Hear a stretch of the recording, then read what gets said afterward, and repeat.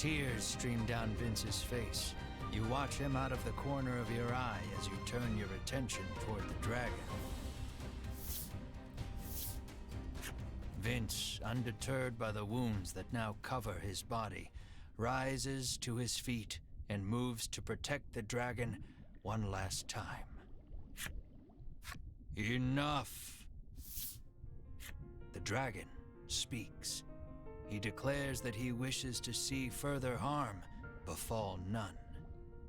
Then you ought not to have brought harm upon us, you shout, listing off the horrors you have heard on your journey. Vince, filled with righteous indignation, denounces each and every one as a lie. The dragon admits that your prowess in battle and willingness to pursue him the world over have earned you the right to hear the truth about this world. The dragon claims he shares a special bond with the medicine that helps people the world over.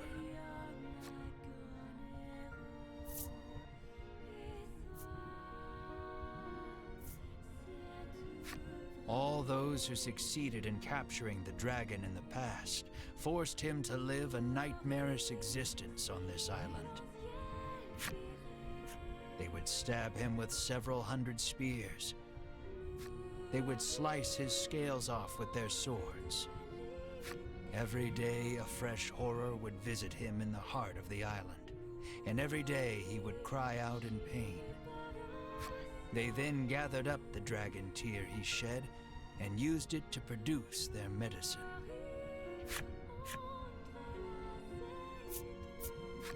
Everyone in the world drinks this medicine as though it were water. Taking this medicine heals all wounds and cures all ills. It is a crutch that humanity can no longer live without. The primary ingredient in this medicine is dragon tear. You cast your mind back over your travels, over all the people who sought the medicine and were saved by it. The mere thought that so much good was born of the dragon's torture makes your mind reel. You feel unmoored. No one moves, or so much as makes a sound. His words weigh on each and every one of you. The dragon claims he has grown weary of suffering for the benefit of humankind.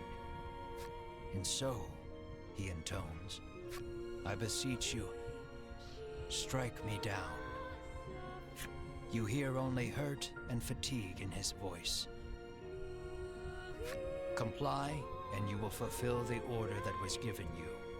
The riches you have coveted for so long shall be yours. But know that if you do, the medicine upon which people have come to rely shall cease to exist, threatening the very foundation upon which humanity was built.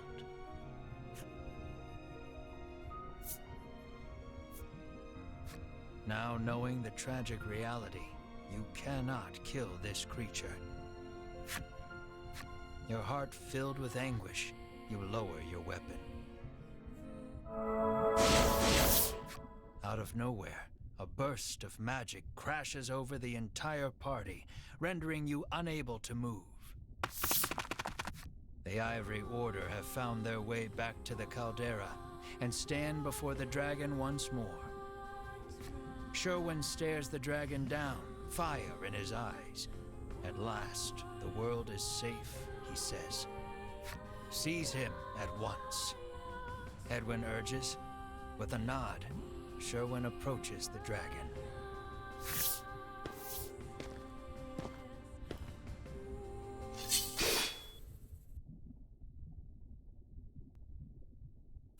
In one motion, Sherwin unsheathes his sword and cleaves the dragon in two. The dragon's lifeless corpse lurches backward before dropping over the edge into the caldera. What have you done? The others ask quietly, unable to comprehend Sherwin's actions. The earth shakes. The dragon's body seems to have energized the lava enough to spur an eruption. All that remains is to destroy that place, he hisses, and storms off with purpose. The remaining members of the Ivory Order are still in shock, but Hedwyn orders them out, and they flee out of sight. The volcano is about to erupt, and will surely take you with it. Melanie suggests the party take Vince as well, but he insists he remain here. He speaks his final request, his voice already fading. Dragon Tyr is more powerful than you can imagine, he says, his voice weak and raspy. It could end this world. You mustn't let them use it. Stop them at all costs. Use the forbidden magic if you have to, Melanie. Vince's final pronouncement echoing in your head. You race to catch up to the Ivory Order. The eruption is imminent. The earlier tremors collapsed the passage you took to reach the caldera. Follow the other passage out and escape before it's too late.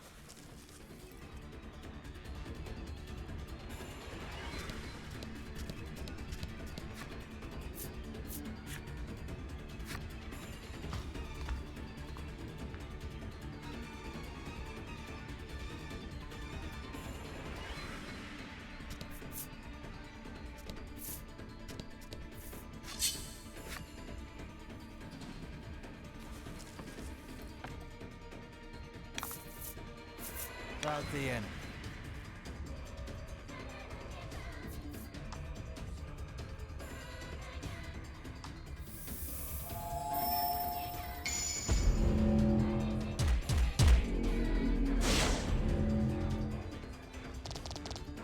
That was lucky.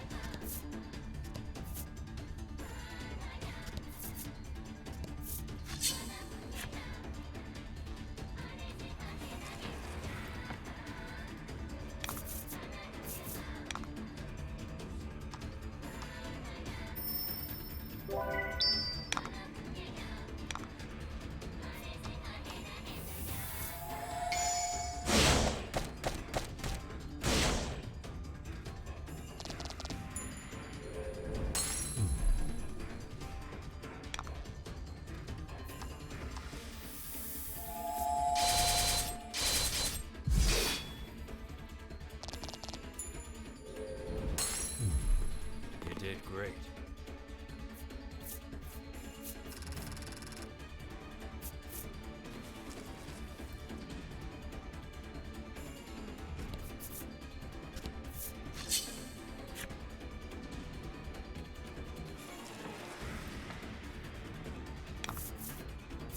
And fight.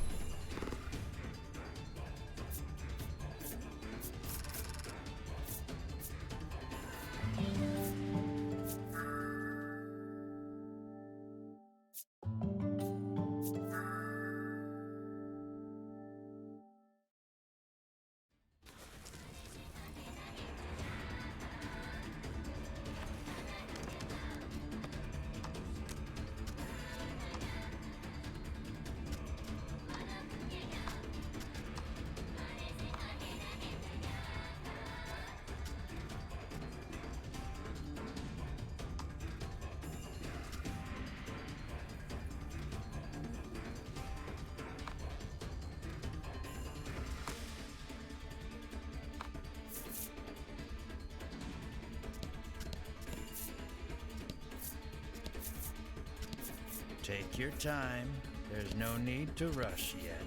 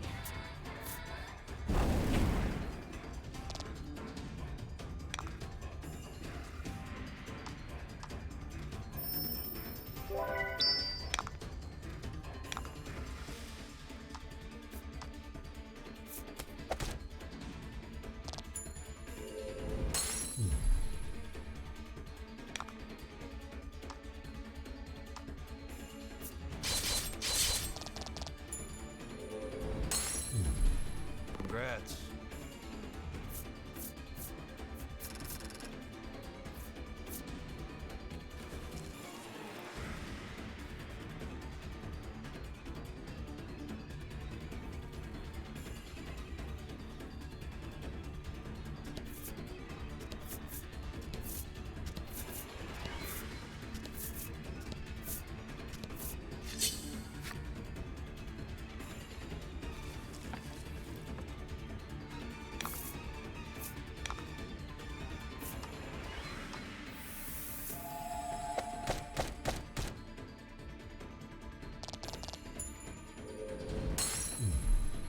Congrats.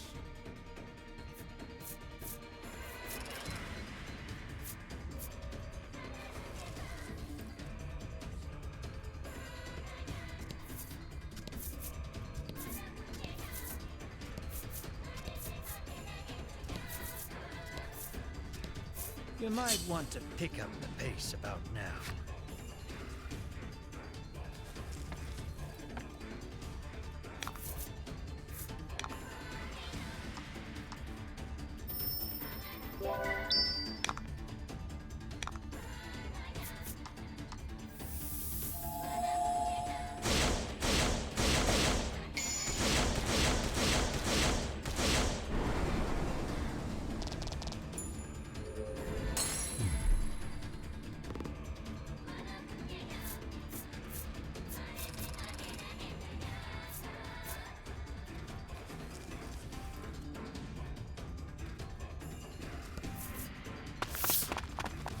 You're nearly out.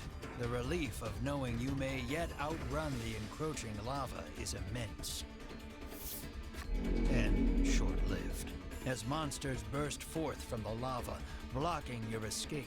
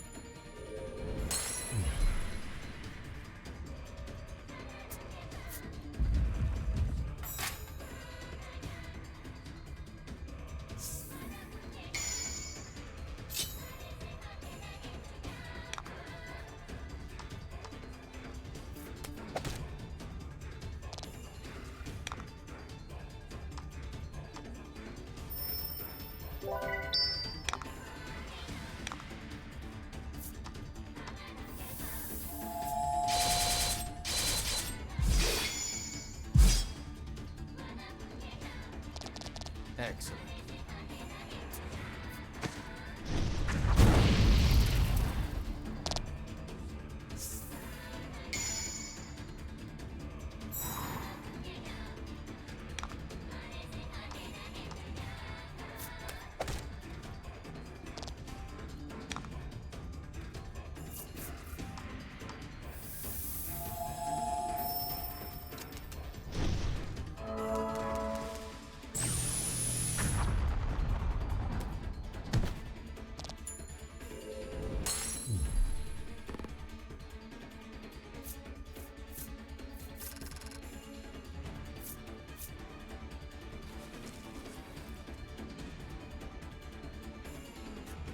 Race out of the volcano, the monsters scarcely having hit the ground behind you.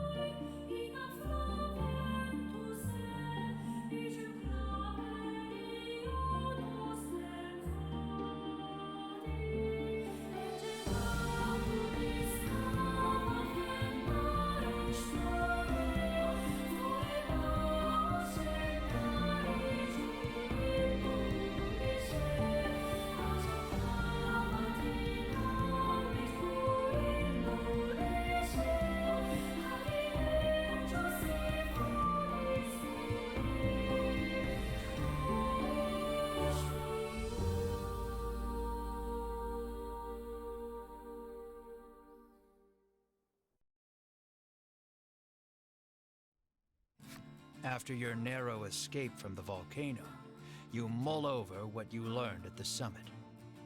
The truth about the dragon and the medicine, what the Ivory Order and Sherwin are actually after, and Vince's dying warning about Dragon Tier destroying the world. You decide to return to the village of the sick to try and make sense of everything.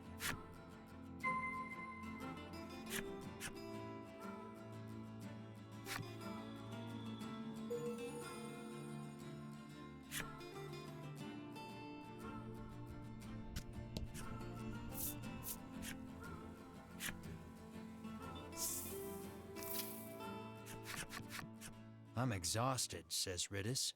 She certainly looks it. Bruno is silent and looks deep in thought. As you head into the village after your friends, another headache splits your skull. This place. Something about it is triggering a memory that feels like it's trying to claw its way out of your brain. Let's rest up at the inn, suggests Melanie, taking in everyone's state.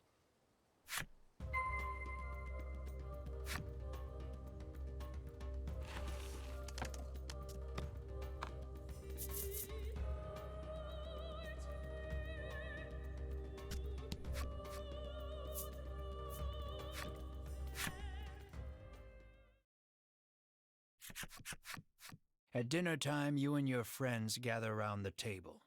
For a while, it's quiet, but then Melanie speaks up. Now that the dragon's been defeated, she says, what are we going to do?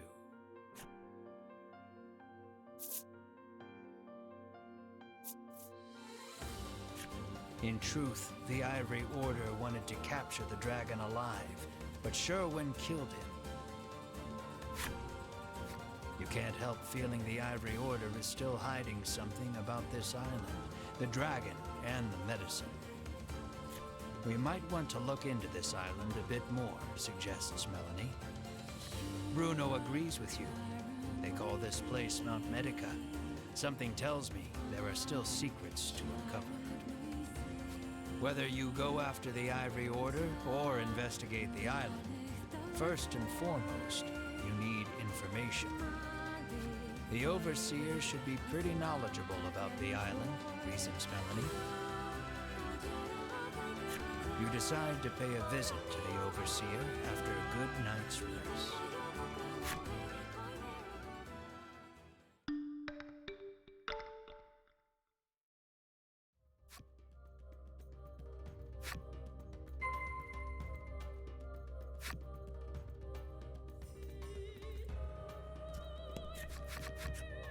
Selfor, the village headman come overseer, comes out to welcome you. After detailing what happened atop the volcano, you ask him to tell you everything he knows about this island. So, the dragon's tears are the medicine's main ingredient, he muses.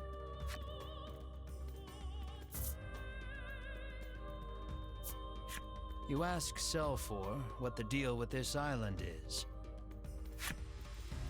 After a moment, he begins speaking in a quiet voice. He tells you about the medicine factory here on the island that the Ivory Order oversees, and that this village was founded in order to provide a steady supply of human test subjects for their new medicine. Now that you know the truth about the island and the village, you turn to Selfor and pose further questions.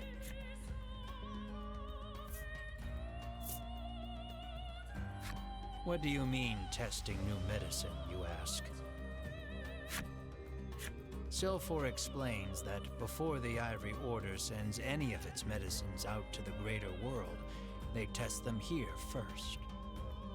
With all the new medicines they're constantly prescribed, the villagers here suffer strange side effects. All except Selfor, who says he's exempt from the tests on account of being in charge of the village on the Order's behalf.